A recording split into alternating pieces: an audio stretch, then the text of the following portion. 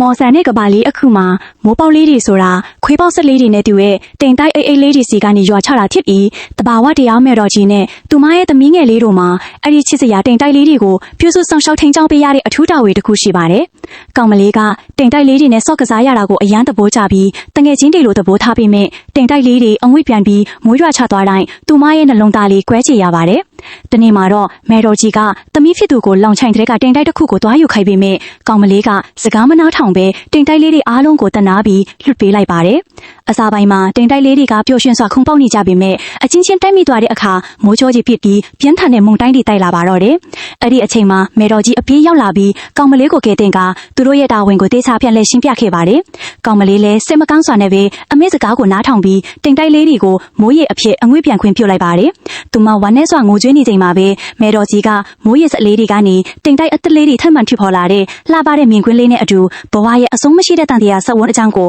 ပြသပေးလိုက်ပါတယ်။အဲ့ဒီအထားမှာတော့ကောင်မလေးရဲ့ဝိုင်းနေမှုတွေဟာပျော်ရွှင်မှုအဖြစ်ပြောင်းလဲသွားပြီးတိမ်တိုက်သူငယ်ကြီးလေးတွေအပြင်နားလည်မှုအသက်တွေရရှိသွားတဲ့မိခင်ဖြစ်သူနဲ့အတူနှွေးထွေးစွာဖတ်တွယ်ရင်းပြန်လည်နေထိုင်သွားမှာတော့တယ်။